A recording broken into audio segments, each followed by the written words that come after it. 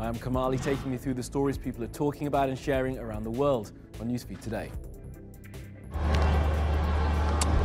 Don't do this. Never do this again, okay? I'm sorry. Don't do Stealing kisses at the World Cup. This sports reporter has had enough.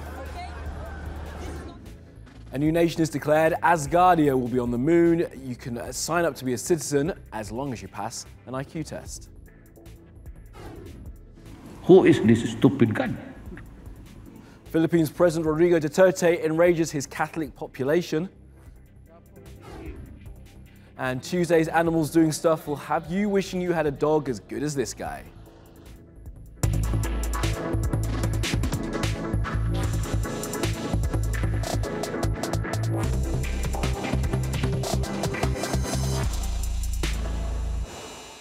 All right, top of our newsfeed. Why do men keep trying to kiss female sports reporters at the World Cup?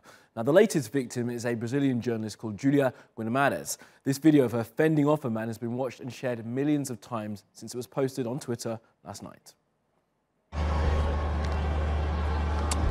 Don't do this. Never do this again, okay? I'm sorry. Don't do this. I don't allow you to do that. Never. Okay? This is not polite. This is not right. Never do this. Never do this to a woman, okay?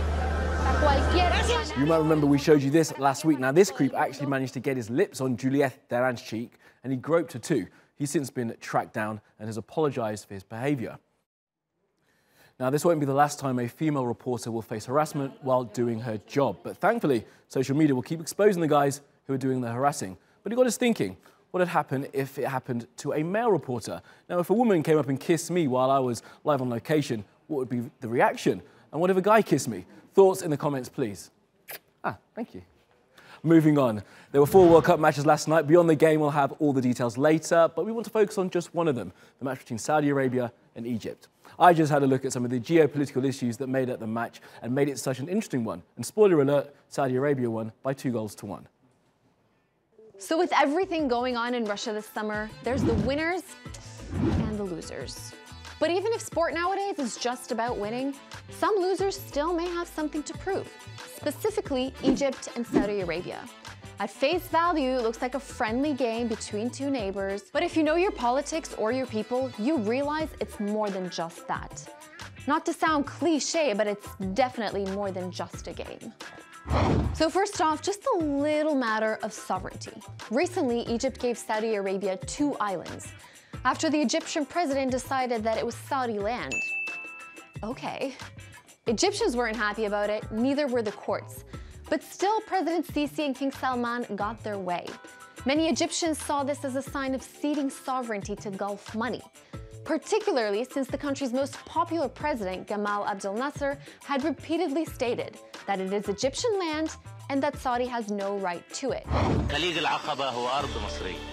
جزيرة تيران مصرية وساحل سيناء مصري. Moving on from land deals, there's also the not-so-little matter of abuse. Yes, abuse of migrant workers.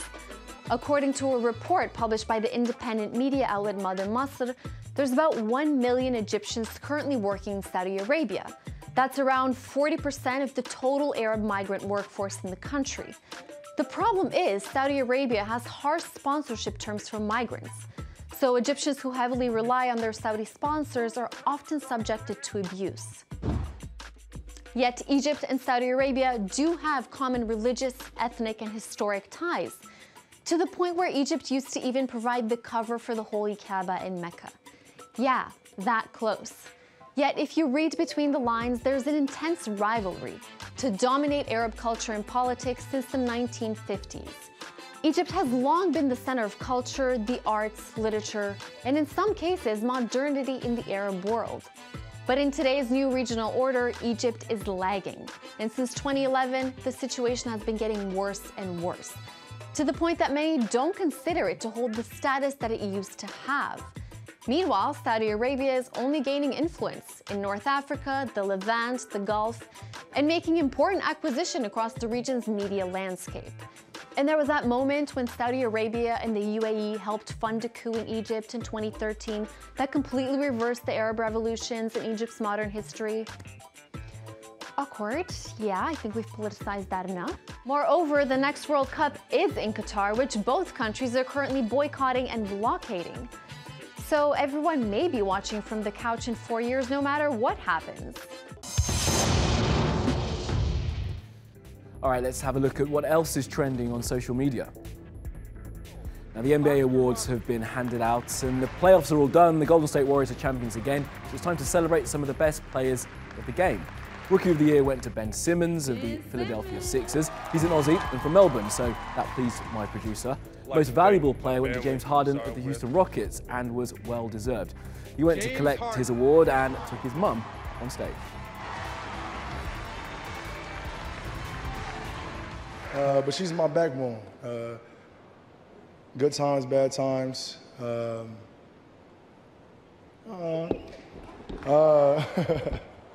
Yeah, man. We only get one life, and I'm happy she's my mom. Like, I wouldn't have it no other way.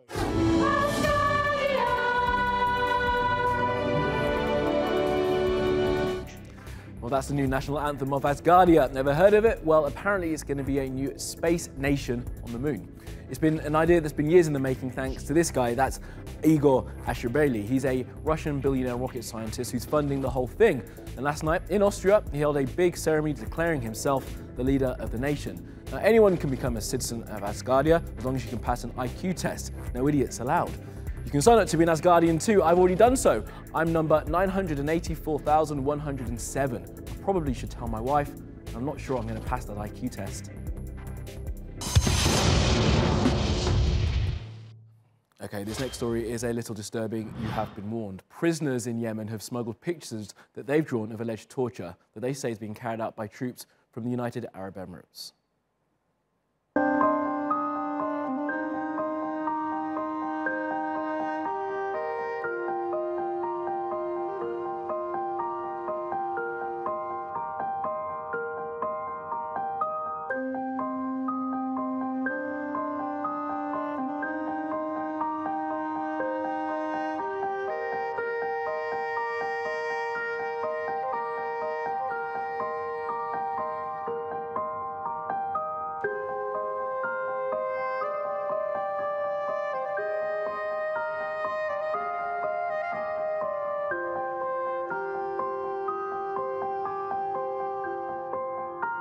The Associated Press has documented at least 18 secret prisons across allegedly run by the United Arab Emirates. Inmates were subjected to routine abuse and torture.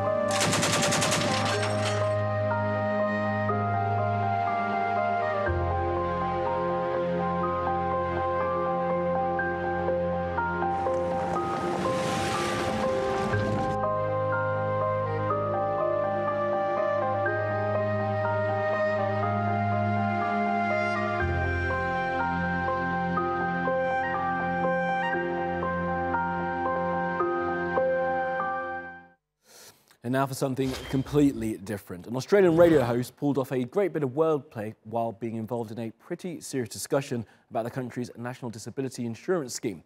Dylan Alcott, who's a paraplegic, was dared by one of his listeners to drop as many Wu Tang Clan lines into his answers as he could. Take a look at this. Dylan Alcott is a man of many talents. He's a radio host, a silver medal-winning Paralympian, a wheelchair basketball star, a US Open quads singles champion, and a winner of 4 consecutive Australian Open titles. He also runs a charity for kids with disabilities. But it's his appearance on a news panel show in Australia to talk about disability care which has got the internet talking. One of his listeners dared him to drop in lines from the hip-hop group Wu Tang Clan, and this is what happened. Wheelchair, basketball and tennis champion Dylan Alcott. I was really embarrassed about the fact that I had a disability. It was rough and tough, like leather for me. Times is rough and tough like leather. I know it's gone, and I think cash rules everything around the NDIS. Cash rules everything around me. These parties are trying to protect themselves, protect their neck. Yo, you best protect your neck. I think that's like the cream of the crop. Cash rules everything around me. Cream. They had no idea about my style, anything about me. You don't know me and you don't know my style. Dylan, a short response on this one. You should deserve the funding. For too often, people have short arms and deep pockets. So stingy, they got short arms and deep pockets. Please thank our panel, Graham Innes, Katia Malakias, Dylan Alcott. Afterwards, Dylan explained why he took on the challenge, saying it was a serious thing that I'm really passionate about, but I thought, you know what? I want to take the listeners along for the ride with me. And his fans absolutely loved it. Nice work, Dylan. All right, let's take you around the world for some other stories you need to know this Tuesday. Well, you can have a look at this incredible video. A 70-year-old boy has walked away from that burning wreckage of a small plane after it went down in Detroit, Michigan. He's been taken to hospital with third-degree burns. The two other people on board were his parents, and they were killed in the accident. President Rodrigo Duterte of the Philippines, which is a Catholic majority country, has angered a lot of people by calling God stupid. Yes, stupid. It happened during a televised address where he was talking about Adam and Eve and the story of creation. Who is this stupid God? Stupido talaga itong putang akong ganun. You created something perfect, and then you think of an event that would tempt and destroy the quality of your work. How can you rationalize a God? Now, these women did this at a mosque in Malaysia. The video went viral, and now the mosque has been closed to tourists. The chairman of the mosque said that behaviour was totally unacceptable, and said the ban was to preserve the sanctity of Islam. Now, remember that guy Akon? He had a couple of big hits back in the early noughties? No? Well, it doesn't really matter because the Senegalese singer has been using his wealth to help people in his home country for the past decade. And now he wants to go even further. Akon says he plans to launch his own cryptocurrency called, fittingly, Acoin, and build a real-life Wakanda, a city of the future, where Acoin will be the official currency.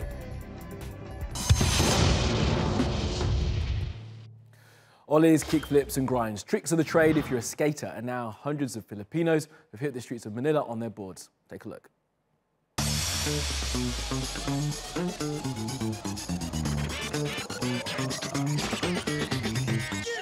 Hindi kasi masyadong nare-recognize to dito kasi maraming negative effects eh.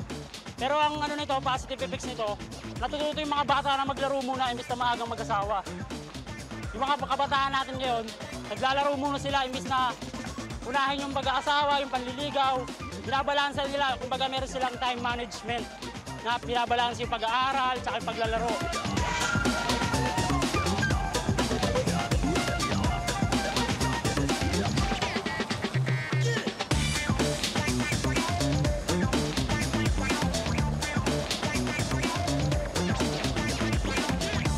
Sobrang masaya, nakakalimot ang problema, yung depression, anxiety, sobrang nakakawala yun. Mawawala yun sa feeling ng tao.